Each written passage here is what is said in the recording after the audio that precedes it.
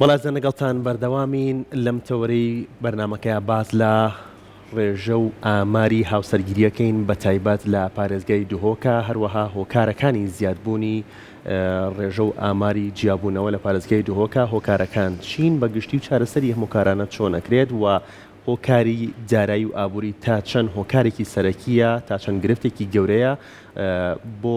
جیابوونەوەی هاوسەران بە تایبەت لە پارێزگای دهۆکە. گفتوگوی تەوەرەکەمانەکەین بە میوانداری زۆر بەڕێز ڕۆندێک حەسەن بەرگەرەی پارێزەر لە هەمان کاتدا کاندیدی ژمارە 6 لەسەر لیستی 129 یەکێتی نیشتیمانی کوردستان لە پارێزگای دهۆکەوە بە شێوەیەکی ڕاستەوخۆ لەگەڵمانە خات و ڕۆندێک سلااوت لەبێ ئەم کاتەوە باش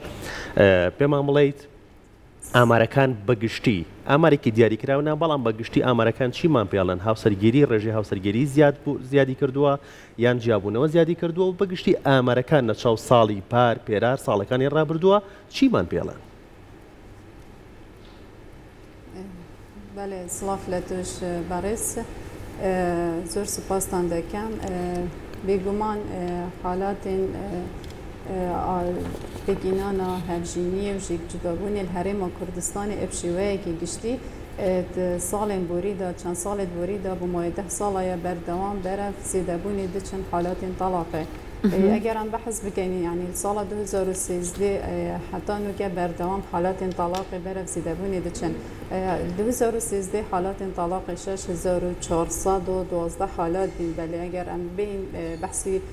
ساڵە 2023 بکەن حالاتین تەلاقی ڕێژاوێ پتر بلند بیە و گەهشتیە 14312 حالەتان بێگومان gelek hokar hene ji zêdebûna rêjeya talaqê li Herêma Kurdistanê bi şêweyekî giştî li hemî parêzgehan taybetî parêzgeha Duhokê jî hokar û ezbab gelekin me hinde hokarê serekî hene êk ji wan hokarên serekiyan behez bikin hokarên aborî ne barê aboriyê Herêma Kurdistanê têda borîtin bû mayê çendîn sala kartêkirin kiriye ser jiyana xêzanê me li Herêma Kurdistanê بیه اگر هنده یعنی زیده بونا آریشه و کشه و مشاکلین خیزانی زیده بینه جبرک و موچنینه گرفتین دارایی هنه بیکاری هیا بگومان اوه کارتی کرنه که راسته و خل سرجیان خیزانت گتن لحریم کردستان بیته اگر که سرکیش بزیده بونا حالات طلاقه هر واسه هندک اگر حالات دیجی هنش وانا جی خراب کارینانا آمیرین الکترونی پیوندی بگیرنه اوجید بیت اگر اش بوزی دبون حالات طلاق یعنی خیانت هرجینی جی اگر که ادوی سردمه امتداد بورینش بوزی دبون حالات طلاق هر واسه گلک کارین دی هنش وانا جی جوازیات تمنی یان جی بگینانا هرجینی جیه که بچیک دا ایکش اگرین زیدبونا حالات طلاق الحرم کردستانه لەلایەن منیشەوە سڵاوی لێ بخات و ڕۆندێک پێش ئەوەی کە بینێ لای بەڕێزت بەسی ناوەکەی بەڕێزتمان کردوتمان ناوەکە زۆر زۆر جوانەوەتە دواتای فرمێز کە جای ئینشەڵڵا ژیانەکان بە خێر و بەرەکەت بێت ژیانی هاوسەرگیریەکان مناڵی لێ بکەوێتەوە و ناوی کچەکان بنێن ڕۆندێک وەکو بەڕێزت جا ئێستا بەڕێزت پێمان بڵێ باسی هۆکارەکانت کرد خات و ڕۆندێک کەواتە ئەبێ چی بکرێت بۆەوەی کە ئەم ڕێژەیە ئەمنە نەڕوات بەدەمیەوە و بەم شێوە بەرچاوە زیان نەکات ڕێژەی جیابوونەوە بله والله دابتن gelek tişbihêne kirin ji Herêma Kurdistanê taybetî biwarê aborî da giringî bihê te danet kertê aborî li Herêma Kurdistanê beref pêş ve biçîtin delîveyên karî bihêne dîtin bu xelkê me bu gencê me taybetî çünkü em dibînin weke ji rêja genca gelek bêkarin bêdamezrandinin delîvên karî damezrandinê nînin me çi kertê pêşesazî giringî pêne da kertê aborî giringî pêne hatiye dan delîvên karî û damezrandin nînin yani ya pêtiviye hikûmet giringiyê bidete delîveyên karî bidete kertê kiştûkalî bidete kertê pêşesazî ji bo hindê delîvên karî bo xelkê me çêbibin û barê aboriyê xelkî beref bojbûnê biçî çünkü gencî em bînîn weke da gelek bêkarin genç rêjeka zûr beref dervê welatî çin û kuşt genç bu hindê ku delîveka karî bixwe peyda bikin ji ber hindê jî halatên pêkînana hevjîniyê beref kêmiyê çin باشە جا خات و ڕەندێک ئێستا بۆ نمونە کێشەی بێکاری و بارودۆخی ئابووری و هەموو ئەمانە کێشەیەکە کە ئەبێ کاری لەسەر بکرێت هیوای هەمووشمان ئینشەڵڵا چاک بکرێت بەڵام ئەبێ چی بکرێت بۆ ئەوەی کە ئەو گەنجەی کە ئەچێتە پرۆسەکەەوە بەرچاوڕوونتر بێت ئێستا بۆ نمونە هەندێک خول هەیە پێش هاوسەرگیری ئەبێت هاوسەران لە کاتی دەستگیرانیاتیایە بەشداری بکەن ئەم خولانە ئەبێ کواڵیتیەکەی چۆن بێت بۆی کە بەرچاوڕوونیەکی تەواو باد بە ئەو دوو کەسە بۆی کە دواتر هەر چێک نەبوو خێراپەنانە بنە بەر جیابوونەوە یان هەتاکو لە خوای ناڕایان نەبینی دەست نەکەن بەوەی کە بڕیار بن لەسەر هاوسەرگیری بێگومان پێتڤە گرنگی بهێتەدان وەرکشۆپا سمینارە خۆل بهێنەڤەکردن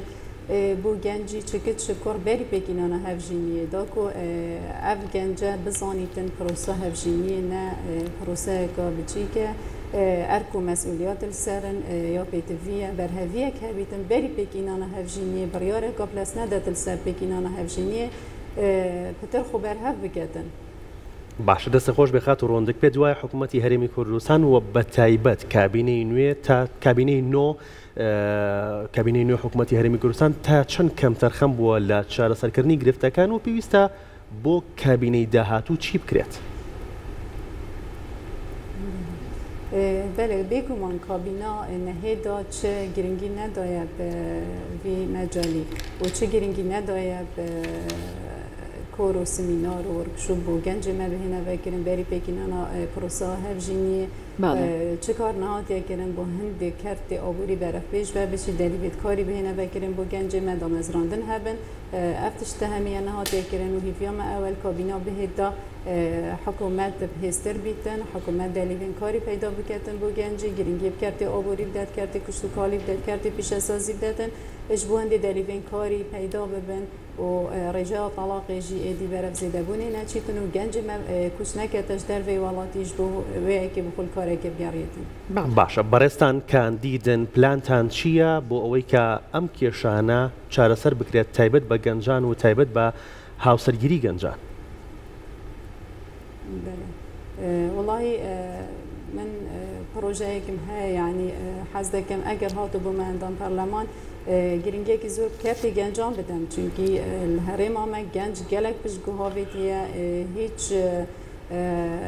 karek bû gencê me nehatiye kirin ku mefay jê bînîtin hîviya min ew em bişên giringî kertê gencan bidin projeya sa teqdîm bikin ji bo hindê bîma bêkariyê bû gencê me evrike bête davîn kirin demê genc zankoyê temam dike nemîn te bêkar belku bîma bêkariyê hebîtin tewka ew genca bi xwe karekê dibînîtin her wesa qerzên biçûk hebin bû genca eger qerzên biçîk hebin genç dêşêtin bi xwe karekê têda ket û çendîn keseka jî gev xwe dete karî ev vê çendê derêja bêkariyê kêm bîtin. باشە خات و ڕۆندک پێتان وایە هەموو ئەم کێشانە شانی ئەوەیە چارەسەر بکرێن و حکوومەتی هەرێمی کوردستان چەند ساڵە توانیوێتی چارەسەری بکە بەڵام نەیکردووە بەڵام بۆ داهاتوو کە ئێوەچنە پەرلەمان مەجالی ئەوەی تایە کەم کێشانە چارەسەر بکرێت. بێگومان چیان دابی چارەسەر بکەن بەس هیچ چارەسەریەک نەدیدیە حتانوکە مخابنی و گەنجی me hemî bêkarin hemî çinin beref dervê welatî kuştken û deriyên îceda tixen diqin yanî mixabinî ve hikûmet şiya eger plan hebana eger giringî daba kertên pîşesazî û kuştûkalî ekît delîvênkarî danaban kargeh danaban bû gencê me bêguman yanî tişan vî tiştî bikin bes wekî pêwîst ev tişte nekiriye hîviya me ew et kabîneya bihêt da ev kare bihêne kirin û jiyana xelkî berev başê ve biçîtin. زۆر باشە جا لە پاڵ ئەوەی کە باست کرد ئەبێت ئەم کێشانە چارەسەر بکرێت لەوانەیە بۆ ئەو توێژەش کە لە ڕووی داراییەوە مادی و کێشەیەکی نییە هێشتا ئەم کێشای جیابوونەوەانە هەر بەبەرچایی ببینرێت لە خێزانەکانیانە خاتون لا دوایە تا چەند ئەبێت بە شێوەیەکی زانستیانە توێژینەوەش بکرێت لەسەر ئەوەی کە ڕێگەیەکی دروست بۆ چارەسەری گشتی ئەم کێشەیە لە لای خۆمان بگیرێتە بەرواتە تا چەند ئەبێت لە پاڵ ئەم کێشە ئابووری و چارەسەری هەلی کارۆمانە لاینی توێژینەوەش لە یاد نەکرێت بۆی کە هەنگاوەکان هەنگاوێکی منتقیانە بێت. بەێ بێگومان بلی لایەنێ دارایی پێتڤە وەکی te goتî eflayê dijî giringî pê bihête dan yanî weyeka îctimai çêken bo gencê me gencî têbgehînin proseya hawsergiriyê çi ye پروسه هاوسرگیری عرف و مسئولیات زیادت بن پیتویه بری هنگی کور و سمینار بو وی گنجی بهنه دان بو هنده بزانیتن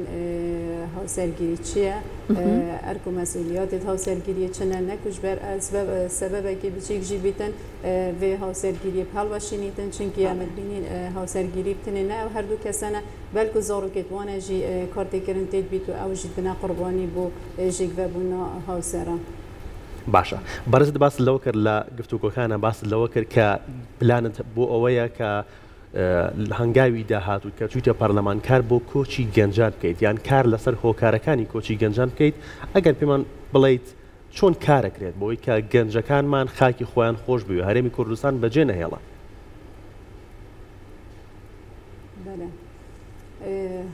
زور بيتوية حكومات هرم كردستان خمكا جديل تخا جنجا يعني بخوتن چونكي ولوان اگر بگاريتن كابوچي گنجما كشت كتن بيگو من گنجما اجبو اجبر اگرن بيكاري بارا پتر ولاتي مبجهلن وكشت كن چنج در وي ولاتي بوه هندي بخو كارك بينن اگر الهرم كردستان جدالي وين كاري هبن اگر دامزراندن هبن اگر کفتی کشتو کالی و آبوری و گشت به هات دان دلیوین کاری هبین بیگمان گنج برف در ویوالاتی ناچیدن اگر گنج زانگو تمام گره اولویر ما به کار ما به دامزراندن بیا بارگرانی بو خزانه خو بیگمان او در رکا دیگریتن دا بچیتن جیانا خو به دابین بکتن زوریا پیتویا حکومت گرینگی بدت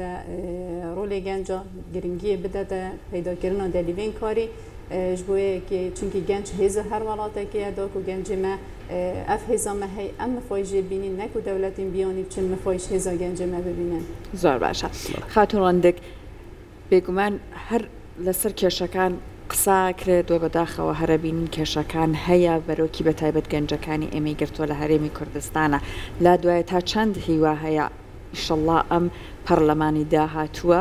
و هەوڵی کەسانێک وەکو بەڕێزت و هاوڕێکانت بتوانێت چارەسەرێک تا ڕادێک بۆ ئەم کێشانە بکات بۆی کە گەنجانی ئێمە دڵگەرمتر بن بە خاک و وڵاتی خۆیان بۆ تەنانەت بەو پرۆسی کە وەکو پرۆسی هاوسەرگیریە چنە ناوی بله والله هیویا ما اوه يعني کابینه بهدا حکومت بهدا